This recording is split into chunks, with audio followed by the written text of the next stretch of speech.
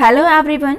Today let's look at the line by line explanation of the chapter We Are Not Afraid to Die If We Can All Be Together, and it is written by Gordon Cook and Alan East.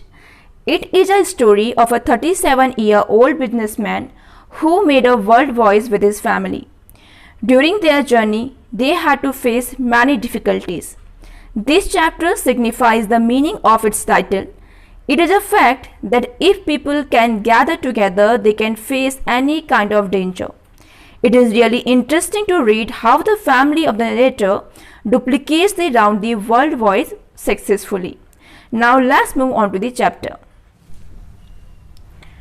In July 1976, my wife Mary, son Jonathan 6, daughter Suzanne 7, and I set sail from Plymouth, England to duplicate the round the world voice made 200 years earlier by Captain James Cook. The narrator is talking about a journey that his family undertook from Plymouth, England in July 1976, and his family consists his wife Mary, his son Jonathan who is 6 years old, and his daughter Suzanne who is 7 years old, and the narrator himself. Narrator कहता है कि जुलाई 1976 में मैंने अपने family members के साथ, उसकी family में उसकी वाइफ मैरी है, बेटा जोनाथन है जो कि 6 इयर्स का है, और उसकी एक बेटी है जिसका नाम है सुजैन और वो 7 इयर्स की है। तो उन सब ने मिलकर जुलाई 1976 में इंग्लैंड प्लाईमाउथ से अपनी एक जर्नी स्टार्ट की to duplicate the round the world voyage made 200 years earlier by Captain James Cook. He says that he wanted to travel like Captain James Cook, who made a voyage to the world some 200 years back. Narrator बताता है कि लगभग 200 साल पहले captain James cook ने एक world voyage किया था, एक समुद्री यात्रा की थी जिसमें उन्होंने पूरी दुनिया का चक्कर लगाया था। तो वैसे ही वॉयज, वैसे ही समुद्री यात्रा ये भी करना चाहता था।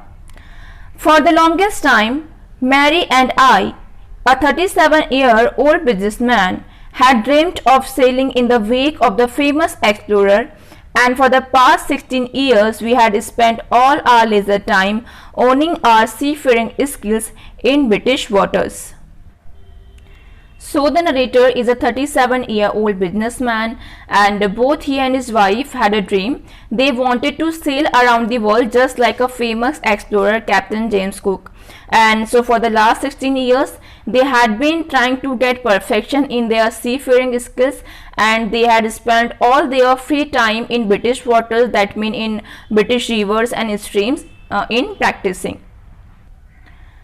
नरेटर बताता है कि वो एक 37-year-old बिजनेसमैन है और उसका और उसकी वाइफ का एक सपना था कि वो उसी famous explorer captain James cook की तरह ही जर्नी करें, और इसके लिए वो लगभग पिछले 16 सालों से, जितना भी उनके पास फ्री टाइम था उस टाइम में, वो लगभग पिछले 16 सालों से ब्रिटिश की नदियों में, स्ट्रीम्स में अपनी सी फेयरिंग स्किल्स को अच्छा कर रहे थे, उनमें परफेक्शन पाने की कोशिश कर रहे थे। सी फेयरिंग स्किल्स मतलब सी में ट्रैवलिंग करते वक्त जो भी स्किल की ज़रूरत होती है वो सारी skills. Our boat Wave Walker, a 23-meter 30-ton wooden hull beauty, had been professionally built. So in order to travel, they built a boat and its name was Wave Walker. उन्होंने travelling के लिए एक boat बनवाई जिसका नाम था wave walker. They got it professionally built and it was 23 meter long and 30 ton in weight. ये जो बोट थी वेव वॉकर लगभग 23 मीटर लंबी थी और इसका वेट 30 टन के अराउंड था, and its whole body was made of woods. और इसकी जो पूरी बॉडी थी वो लकड़ी की बनी हुई थी. And we had spent months fitting it out and testing it in the roughest weather we could find. So they made a small journey and voyages in the ocean in the all kinds of weather so that they could improve their seafaring skills. और इस wave walker को test करने के लिए और अपनी सी fairing skills को test करने के लिए उन्होंने बहुत रफेस्ट वेदर में भी, बहुत बुरे वेदर में भी बहुत छोटी छोटी सी वॉयजेस की। The first leg of our planned 3-year 1,05,000 kilometer journey passed pleasantly as we sailed down the west coast of Africa to Cape Town. So he says that the first leg, that means the first part, that was around 1,05,000 kilometer, that passed very smoothly and there was no problem at all until they reached Cape Town. Narrator कहता है कि जो उनकी journey का पहला part था, जो कि लगभग 1,05,000 किलोमीटर के बराबर था, और यहाँ तक उन्हें केप टाउन पहुँचना था। सो केप टाउन पहुँचने तक उनकी जो जर्नी थी वो बहुत स्मूथली स्पेंड हुई, उसमें कोई भी दिक्कत नहीं आई। There, before heading east, we took on 2 crewmen, American Larry Wiesel and Swiss Herb Sizzler. So before moving further, they added 2 more crewmen to their group. One was Larry Wiesel, who was an American, and the other was Herb Sizzler, who was a Swiss, that means belongs to Switzerland. So वहाँ पर आगे बढ़ने से पहले, east की तरफ बढ़ने से पहले उन्होंने अपने ग्रुप में 2 और लोगों को ऐड कर लिया। फर्स्ट थे लैरी विजल, जो कि अमेरिकन थे, और दूसरे थे हर्ब सिजलर, जो कि स्विट्जरलैंड से बिलोंग करते थे। To help us tackle one of the world's roughest seas, the southern Indian Ocean. So they thought that both of them would be of great help in order to tackle the southern Indian Ocean, which was supposed to be one of the roughest ocean.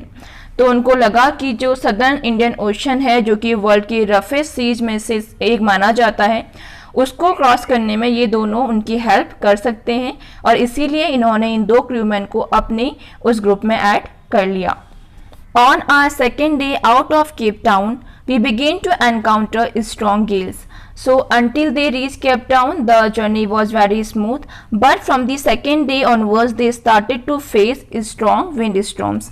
जब तक वो Cape Town पहुंचे journey बहुत अच्छी थी, लेकिन जैसे ही वो केप टाउन से आगे बढ़े उसके सेकेंड डे से ही उनको बहुत तूफानी हवाओं का सामना करना पड़ा।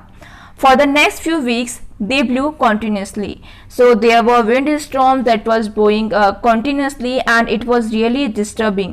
And journey was not smooth anymore.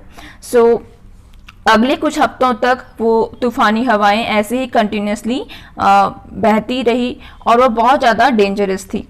Gales did not worry me, but the size of the waves was alarming, up to 15 meters, as high as our mainmast.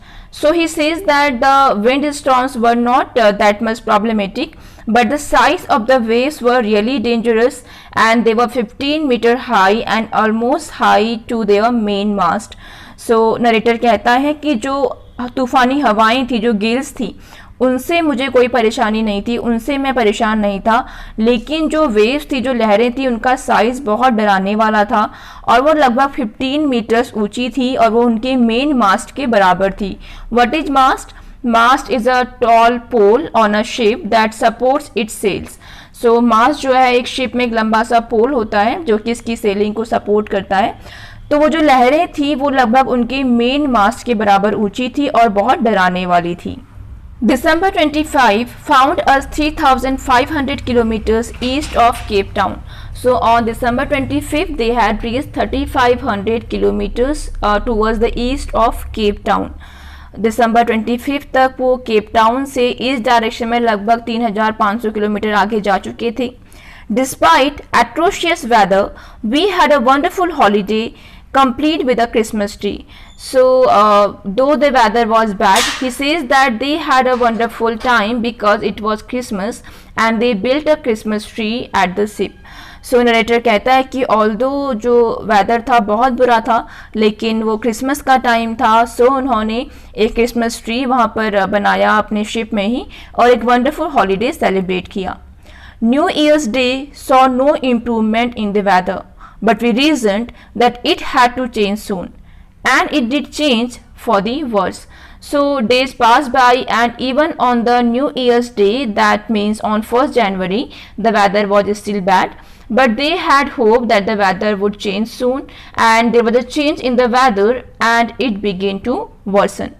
लगभग न्यू ईयर के डे तक भी वेदर में कोई improvement नहीं आया, लेकिन उनको उम्मीद थी कि वेदर जो है वो बदल जाएगा। हालांकि वेदर में चेंज आया, वो बदला, लेकिन वो और ज़्यादा बुरा हो गया। At dawn on January 2nd, the waves were gigantic. So on January 2nd's morning, the waves were very large. 2nd January की मॉर्निंग में जो वेव्स थी वो बहुत ज़्यादा बड़ी थी। We were sailing with only a small storm jib and were still making 8 knots. So they only had a small storm jib. A storm jib is supposed to maintain the stability of a ship during a storm. but they had a very small storm chip and they were moving 8 knots.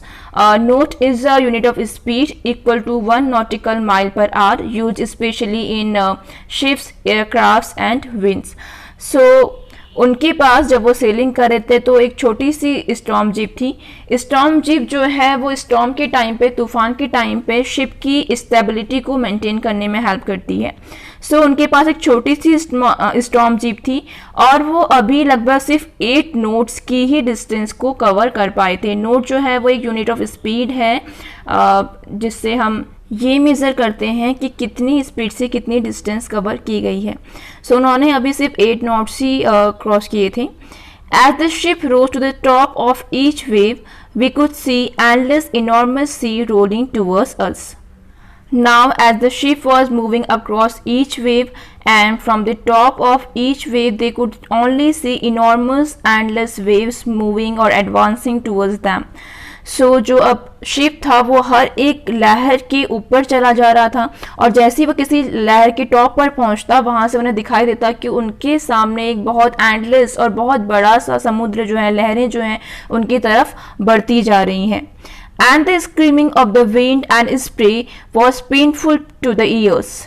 When the huge waves clashing with their ship, so that sound of clashing and the loud sound of the wind was painful to the ears. तो जब वो लहरें जो है उनकी ship से टकरा रही थी उससे बहुत तेज़ आवाज़ आ रही थी और जो हवाएं चल रही थी वो भी बहुत तेज़ थी, इतनी तेज़ थी कि उसकी आवाज़ से कानों में दर्द होने लगा था. To slow the boat down, we dropped the storm jeep and lashed a heavy mooring rope in a loop across the stern. During this bad weather, in order to stabilize the ship and to make it move slowly, they dropped the storm jeep and they used heavy rope and tied it tightly to the back end of the ship. So इस बुरे weather में ship को stabilise करने के लिए और इसकी speed को कम करने के लिए उन्होंने स्टॉर्म जिप को ड्रॉप कर दिया और जो स्टर्न है that means the back part of the ship जो है वहाँ पर उन्होंने बहुत हैवी सी रोप्स बांध दी. Then we double laced everything, when through our life rap drill, attached life lines, donned all skins and life jackets and waited. Then they tied everything tightly and for 2 times so that nothing get damaged during this bad weather. उसके बाद उन्होंने जितनी भी ship में चीज़ें थी सबको double बांध दिया, 2 बार उनको बांध दिया ताकि कोई भी चीज़ डैमेज ना हो.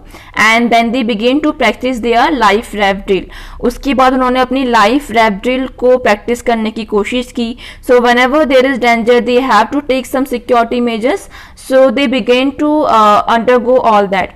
अगर कोई खतरा होता है वॉइस में तो उनको कौन कौन से सिक्योरिटी सेफ्टी मेजर्स लेने चाहिए उसकी प्रैक्टिस वो करने लगे. So they took care of the lifelines, and lifelines are the ropes used in order to escape from such situation in the sea. So they took care of the lifelines. Then they wore their oilskins. Oilskins are clothing made of waterproof materials, and they kept their life jackets ready and they just waited to see what they going to face. सो उन्होंने अपनी life line जो है वो attach कर ली. Life lines उन रस्सियों को कहते हैं जो कि शिप में लगी होती हैं ताकि कभी कोई ऐसी बुरी कंडीशन हो, ऐसा बुरा मौसम हो जाए तो वॉयजर्स उनका यूज कर सके और अपने आप को बचा पाएँ. उन्होंने वो लाइफ लाइन्स अटैच कर ली और उसके अलावा उन्होंने अपनी ऑयल स्किन्स पहन ली. ऑयल स्किन्स क्या हैं? ऑयल स्किन्स वो कपड़े हैं जो कि वाटरप्रूफ मटेरियल से बने होते हैं. और उसके अलावा उन्होंने अपनी लाइफ जैकेट्स पहन ली और फिर वो वेट करने लगे कि अब बस वेट करते हैं और देखते हैं कि अब आगे हमारे साथ क्या होने वाला है. But they are ready to handle all the bad situation. और लेकिन उन्होंने अपने आप को सारी बुरी सिचुएशन से लड़ने के लिए तैयार कर लिया था. The first indication of impending disaster came at about 6 p.m. with an ominous silence. So there was a threatening silence and then they could understand that there is some disaster that is going to come. Impending means about to happen. So it all started around 6 p.m. 6 p.m. के around वहाँ पर बहुत ominous silence, बहुत डराने वाला silence छा गया और उससे उनको ये इंडिकेशन हुआ, उससे उनको ये अंदाजा हुआ कि अब कुछ बुरा होने वाला है. The wind dropped and the sky immediately grew dark. So there is no wind at all. It was completely calm and then the sky became totally dark. So around 6 क्या हुआ? हवा चलना बिल्कुल बंद हो गई और जो आकाश है वह एकदम काला हो गया, बिल्कुल काले बादलों से वो भर गया. Then came a growing roar and an enormous cloud towered aft of the ship. He says that then a roar, that means a loud noise was there, and a huge cloud stood like a tower behind their ship. So narrator कहता है कि अचानक से मुझे एक बहुत जोर की आवाज़ सुनाई दी और मुझे अपने शिप के पीछे एक बड़ा सा बादल नजर आया. With horror, I realized that it was not a cloud, but a wave like no other I had ever seen. So what he thought was a huge cloud was actually not a cloud, but it was a very big wave, and he says that he had never seen such a huge wave before. So with horror, डर के साथ narrator को ये realise हुआ कि जिसे वो बादल समझ रहा था वो एक्चुअली बादल नहीं था, बल्कि वो एक बहुत बड़ी लहर थी, बहुत बड़ी वेव थी, और ऐसी लहर, इतनी बड़ी लहर उसने आज से पहले कभी भी नहीं देखी थी. It appeared perfectly vertical and almost twice the height of the other waves with a frightful breaking crest. So that wave was standing straight behind the ship, and it was twice than the height of the other waves. It was so high and it was double in the size of normal waves. It broke down on top of their ship with frightful noise. सो जो वो waves थी वो vertically उनके ship के पीछे थी, उसका size था वो नॉर्मल वेव्स के कंपैरिजन में बिल्कुल उनसे दुगना था. और जब ये वेव उनकी शिप से टकराई तो उसकी आवाज़ बहुत ज़्यादा डराने वाली थी. The roar increase to a thunder as the stern moved up the face of the wave. So that sound was so loud that it was seeming like a thunder. उस लहर की आवाज़ इतनी ज़्यादा तेज़ थी कि वो एक थंडर की तरह, बिजली की तरह उसकी आवाज़ जो है सुनाई दे रही थी, जैसे बिजली कड़कती है वैसे. And the stern, the back part of the ship started moving up. और जो शिप का पीछे का पार्ट था, जो स्टर्न था, वो वेव की तरफ जो है मुड़ने लगा था. And for a moment, I thought we might ride over it, but then a tremendous explosion shook the deck. So he had a doubt that whether he would be able to cross over the huge wave, but within no time there was a huge explosion and that shook the entire deck of the ship. एक moment के लिए narrator ने सोचा कि शायद वो इस लहर को पार कर लें, वो इसके ऊपर राइड कर सकते हैं, लेकिन तभी उसी मोमेंट में एक बहुत बड़ा एक्सप्लोजन हो गया, बहुत जोर की आवाज़ आई और उससे क्या हुआ, पूरा डेक जो है वो बुरी तरीके से हिल गया. और वो एक्सप्लोजन कैसे हुआ? A torrent of green and white water broke over the ship. My head smashed into the wheel and I was aware of flying overboard and sinking below the waves. He says that a combination of green and white color water broke over the ship, and during this explosion his head smashed into the wheel and he knew that all the objects on the ship were just floating and flying here and there and he was just sinking below the waves. So narrator बताता है कि अचानक से green और white colour का जो पानी है वो पूरे शिप पर फैल गया और जैसे ही वो एक्सप्लोजन हुआ, जैसे ही वो पानी शिप में आया, उसका जो हेड है वो व्हील से टकरा गया. और व्हील से टकराने के बाद वो बहुत ज़्यादा होश में तो नहीं था, लेकिन वो इतना अवेयर था कि उसको ये पता लग रहा था कि शिप में सारी चीज़ें डूब रही हैं, वो यहाँ वहाँ तैर रही हैं और वो भी लहरों के नीचे डूबता जा रहा है. I accepted my approaching death, and as I was losing consciousness, I felt quite peaceful. So narrator कहता है कि उसने अपनी आती हुई डेथ को एक्सेप्ट कर लिया था. That means he felt that he was going to die. उसको ये लग रहा था कि अब वो मरने वाला है. And as he was losing consciousness he was feeling peaceful.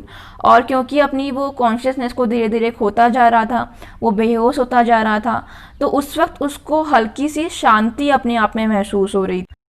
Unexpectedly, my head popped out of the water. A few meters away, wave walker was near capsizing.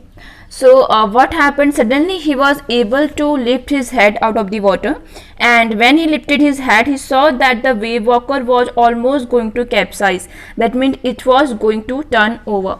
So अचानक से क्या हुआ? Unexpectedly उसका जो सर है वो पानी से बाहर आ गया और उसने देखा कि कुछ ही मीटर्स दूर पर जो वेव वॉकर था वो कैप्साइज ही होने वाला था. दैट मीन्स वो पानी के फोर्स की वजह से पलटने वाला था. हर मास्ट ऑलमोस्ट हॉरिजॉन्टल, उसके सारे मास्ट जो है वो हॉरिजॉन्टल हो गए थे, that means they had fallen down, उसके सारे मास्ट जो है वो नीचे गिर चुके थे. Then a wave hurled her upright, my lifeline जब taut, I grabbed the guardrails and sailed through the air into wave walker's main boom. But suddenly one wave came their way and put the ship in the right position. लेकिन अचानक से एक बहुत तेज की लहर आई और उसने वेव वॉकर को पलटने से बचा लिया, उसको ठीक पोजीशन में कर दिया. And his lifelines were stretched which he was holding, and then he was able to take hold of the guardrails and he sailed through the air into the wave walker's main boom. और उसके बाद जो है उसकी जो life line थी वो और टाइट हो गई और उसने गार्ड-रेल्स की मदद से वो वेव वॉकर के मेन बूम में पहुंच गया. गार्ड-रेल्स को पकड़ करके वो वेव वॉकर्स के मेन बूम तक पहुंच गया. Boom is a pole that controls the angle and shape of the sail. Boom जो है एक पोल होता है जो कि सेल के एंगल को कंट्रोल करता है. सो वो उन गार्ड-रेल्स की हेल्प से वेव वॉकर के मेन बूम तक पहुंच गया. Subsequent waves tossed me around the deck like a rag doll. Continuous heavy waves tossed him around the deck of the ship like a rag doll. बहुत तेजी से लगातार लहरें आ रही थी और वो लहरें जो हैं उसे पूरे डेक में यहाँ वहाँ पटक रही थी. पूरे जो शिप है उसकी डेक में यहाँ वहाँ उसको फेंक दे रही थी जैसे कि कोई वो एक रैग डॉल हो, जैसे कपड़े की वो कोई डॉल हो, कोई गुड़िया हो. And my lips cracked, my mouth filled with blood and broken teeth. Somehow I found the wheel, lined up the stern for the next wave and hung on. So his condition was really worsened. His left rib has cracked and mouth was filled with blood and broken teeth. Narrator की हालत जो है बहुत ख़राब हो गई थी. उसकी लेफ़्ट रिब जो है वो टूट चुकी थी और उसका जो मुंह था वो ब्रोकन टीथ से, टूटे हुए दांतों से और ब्लड से भर चुका था. But somehow he located the captain's wheel and just got ready and waited for the next wave to fall upon the ship. लेकिन किसी तरीके से उसने व्हील को पकड़ लिया और उसको पकड़ के वो बस खड़ा रहा ताकि जो नेक्स्ट वेव आए उसका वो सामना कर पाए. Water, water everywhere. I could feel that the ship had water below, but I dared not abandon the wheel to investigate. So the ship was full with water and he knew that the ship was full of water even inside, but he had not the courage to leave the wheel and check the condition inside.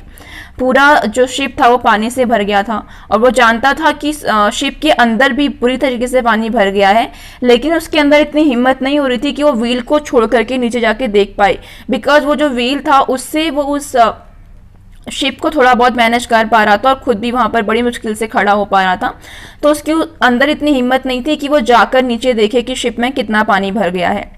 Suddenly the front hatch was thrown open and Mary appeared. We are sinking, she screamed. The decks are smashed. We are full of water.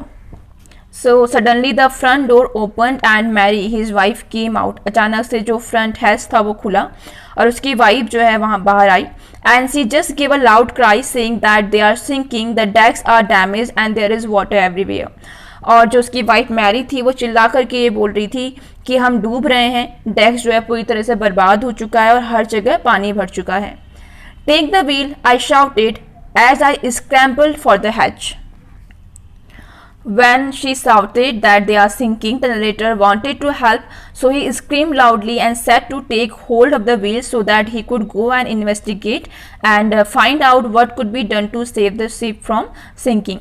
So जब Mary चिल्ला रही थी तो in return narrator जो है यहाँ से चिल्लाया, उसने मैरी को बोला कि तुम व्हील को होल्ड करो ताकि वो वहाँ से व्हील को छोड़ करके जा पाए और अंदर देख पाए कि क्या हो रहा है और शिप को डूबने से बचा पाए. Larry and Herb were pumping like madmen. So when the narrator reached down to check what is the condition there, he found that both the crewmen, Larry and Herb, were trying very hard to pump out the water that had entered the ship. जब narrator नीचे पहुंचा उसने देखा कि Larry और hub जो हैं वो पागलों की तरह पंपिंग कर रहे हैं ताकि वो उस पानी को जो कि शिप के अंदर भर गया था उसे बाहर निकाल सकें. Broken timbers hung at crazy angles. The whole starboard side bulged inwards. There were pieces of wood hanging from all the direction, and the whole starboard side, that means the right side of the ship, that had bulged inwards because of the force of the waves. So deck पर जो है बहुत सारे लकड़ी के टुकड़े यहाँ वहाँ पड़े हुए थे, और जो शिप का राइट साइड का पार्ट था वो वेव्स की फोर्स की वजह से अंदर की तरफ मुड़ गया था। Clothes, crockery, charts, tins and toys floats about in deep water. So all they had inside the ship that was floating about inside deep water. जितनी भी चीज़ें उनके पास शिप में थी, क्लोथ्स थे, क्रॉकरी थी, चार्ट्स, टीन, टॉय, सब कुछ पानी में बुरी तरीके से भीग चुके थे और यहाँ वहाँ तैर रहे थे। I half swam, half crawled into the children's cabin. So at this moment he wanted to see his children and to check that what their condition was. So to reach to children's cabin, he had to swim halfway and to crawl. Narrator इस वक्त चाहता था कि वो अपने बच्चों को देख पाए, उनकी कंडीशन कैसी है उनको चेक कर पाए। तो बच्चों के कैबिन तक जाने के लिए उसे आधा तैर कर जाना पड़ा बिकॉज बहुत ज़्यादा पानी भर गया था, और आधा रैंक करके जाना पड़ा। Are you all right? I asked. Yes, they answered from an upper bunk. Children were sitting in the upper bunk and he asked them that are they okay, and they replied yes. बच्चे जो हैं अपर bunk में बैठे हुए थे। Narrator ने अपने बच्चों से पूछा क्या वो ठीक है, तो उन्होंने बोला हाँ। But my head hurts a bit, said Sue, pointing to a big bump above her eyes. So his daughter said that her head was little bit hurt and she had pointed to a bump that was above her eyes. Sue ने अपने eyes के ऊपर एक चोट को point करते हुए कहा कि मेरे सर पर थोड़ा सा दर्द हो रहा है बिकॉज उसको चोट लग गई थी। I had no time to worry about bumped heads. Narrator says that at that time they were at such a dangerous situation and he had to do something to save themselves, and at this moment he had no time to worry about the small injury that his daughter Suzanne had. Narrator ये कहता है कि उस वक्त मैं बहुत बड़ी मुश्किल में फंसा हुआ था, मुझे हम सबको बचाना था, तो उस वक्त मैं सुजैन की इस चोट पर कंसंट्रेट नहीं कर सकता था। मेरे पास बिल्कुल भी टाइम नहीं था कि मैं सुजैन की इस चोट के बारे में सोच पाऊँ। After finding a hammer, screws and canvas, I struggled back on deck. So he took some of the tools so that he could go back and stop the water from going inside. Narrator ने hammer लिया, screws लिया और canvas लिया और वापस deck पर आ गया ताकि वो वहाँ पर कुछ रिपेयर कर सके और जो पानी अंदर आ रहा है उसे रोक सके। With the starboard side bashed open, we were taking water with each wave that broke over us. So he says that the starboard side, the right side of the ship was open because of the explosion by the wave, and each time with the wave coming in, the water was getting inside.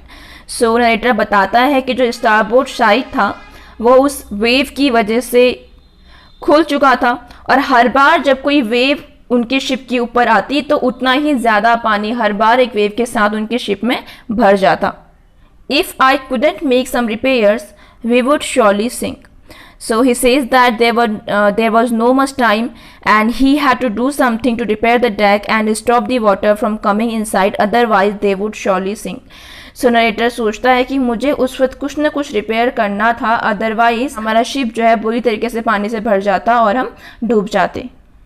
Somehow I managed to stretch canvas and secure waterproof hatch covers across the gaping holes. So the narrator with the help of canvas was able to cover all the wide open holes. Narrator ने canvas को stretch किया, canvas फैला दिया और जितने भी gapping holes थे जहाँ से पानी अंदर आ रहा था उससे उनको कवर करने की कोशिश की।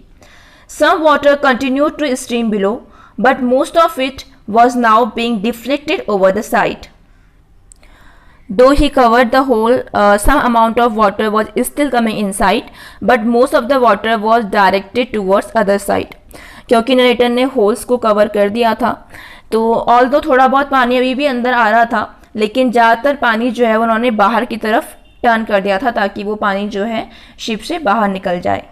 More problems arose when our hand pumps started to block up with the debris floating around the cabins.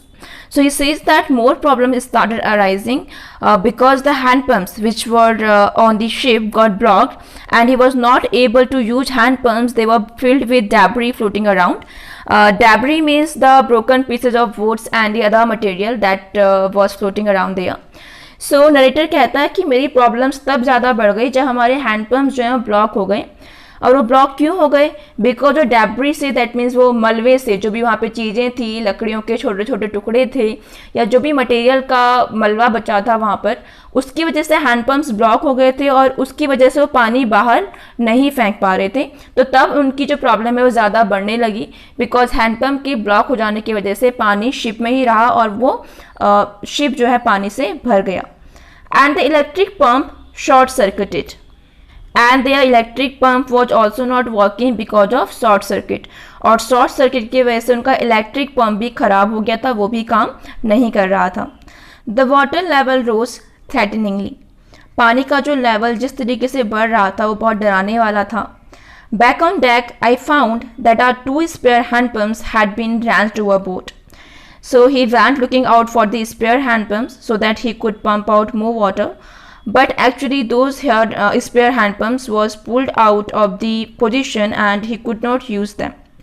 Narrator deck पर गया, उसके पास 2 स्पेयर हैंड पम्प्स थे। उसने सोचा कि वो उन हैंड पम्प्स की मदद से पानी को बाहर पंप आउट कर पाएगा, पर जब वो वहाँ पहुँचा तो उसने देखा कि वो हैंड पम्प्स जो है अपनी पोजीशन पर नहीं है और अब उनसे वो काम नहीं कर सकता। Along with the forestry sail, the jib, the dinghies and the main anchor. So all these things, the sail, the jib, the dinghies and the main anchor, all these things were also not on their position and they have been pulled out of their position. उन हैंडपम्प्स के अलावा जो भी चीज़ें वहाँ पर रखी हुई थी शिप में, जैसे कि फोरेस्ट्री सेल, जिप और dinghies is a kind of small boat, और मेन एंकर, ये सारी चीज़ें भी अपनी पोजीशन से हिल चुकी थी और वहाँ पर नहीं थी। Then I remembered we had another electric pump under the chart room floor. I connected it to an out pipe and was thankful to find that it worked. So he remembered that in the chart room they had one more electric pump and he connected it to an out pipe and felt happy seeing that it was in working condition. Narrator को याद आया कि उनके पास chart room में एक और electric pump पड़ा हुआ है, तो नरेटर ने उसको आउट पाइप से कनेक्ट किया और थैंकफुली वो वर्क कर रहा था और ये देखकर नरेटर को खुशी हुई कि चलो ये काम कर रहा है। The night dragged on with an endless bitterly cold routine of pumping, steering and working the radio. So during the night they had to work continuously with great difficulty. It was very cold there, but in that condition they had to pump all through the night, steer the ship in a proper direction and work on the radio. उस दिन उनको पूरी सारी रात काम करना पड़ा। Although वहाँ बहुत ज़्यादा ठंड थी, लेकिन उस ठंड में भी उन्हें लगातार पंपिंग करनी पड़ी पानी को बाहर निकालने के लिए, और उनको स्टीयरिंग को भी एक प्रॉपर डायरेक्शन में रखना था, और रात भर वो स्टीयरिंग को कंट्रोल करते रहे, रेडियो पर कनेक्ट होने की कोशिश करते रहे और पानी को बाहर निकालने के लिए पंपिंग करते रहे। We were getting no replies to our mayday calls. They were continuously trying to get connected but they got no replies of their mayday calls. वो लगातार रेडियो पे कनेक्ट होने की कोशिश कर रहे थे, लेकिन उनको अपने किसी भी मेडे कॉल्स का कोई रिप्लाई नहीं मिला. Actually, mayday calls are radio signals given by the ship when they are in danger. जब कोई शिप कहीं पर फंस जाता है और अपनी सिक्योरिटी के लिए वो रेडियो सिग्नल्स भेजने की कोशिश करता है, तो उसी को मेडे कॉल कहते हैं. So they tried very hard to get connected, but they did not get reply of any of their mayday call, which was not surprising in this remote corner of the world. Obviously, the weather was very bad and this was the remote corner of the world, so he knew that the mayday calls would never reach the people and the direction where they wanted to send it. Obviously, जहाँ पर वो थे वो बहुत ही remote corner था world का और मौसम इतना बुरा था, तो ऑब्वियसली वहाँ पे सिग्नल्स की प्रॉब्लम तो होनी ही थी. उन्हें ये ऑलरेडी पता था कि हमारी जो मेडे कॉल्स हैं वो कनेक्टेड नहीं हो पाएंगी, तो ये कोई भी सरप्राइज़ वाली बात उनके लिए नहीं थी कि उनको अपनी मेडे कॉल्स का आंसर नहीं मिला. Shoes had swollen alarmingly. His daughters had really burst and it was becoming bigger and bigger. She had 2 enormous black eyes and now she showed us a deep cut on her arm. Her both the eyes were also burst and there was also a cut on her arm. सू के sir पर जो चोट लगी थी उसमें continuously swelling आती जा रही थी, वो बढ़ता ही जा रहा था. उसकी जो आंखें थी वो बहुत बुरी तरीके से ब्लैक हो चुकी थी, और अब सू ने दिखाया कि उसकी जो आर्म है उसमें भी एक डीप कट लगा हुआ है. When I asked why she had not made more of her injuries before this, she replied, I did not want to worry you when you were trying to save us all. The narrator asked to Sujan that why she did not mention earlier about all these injuries. Narrator ने Suzanne से पूछा कि उसने अपनी इन सारी चोटों के बारे में पहले क्यों नहीं बताया. So that little girl replied that she did not come and mention about his injury because she knew that her father was working hard to save all of them and she did not want to disturb him in the middle. So Suzanne ने reply किया कि मैं जानती थी कि आप हम सबको बचाने के लिए बहुत ज़्यादा कोशिश कर रहे थे और इस वक्त मैं आपको डिस्टर्ब नहीं करना चाहती थी, मैं आपको और परेशान नहीं करना चाहती थी, इसीलिए मैंने अपनी चोट के बारे में आपको नहीं बताया. So this was the explanation of the first part of the chapter, We Are Not Afraid to Die. I hope you would like it. We will cover the remaining part in the next video. Till then, stay happy, stay healthy and keep learning. Thank you.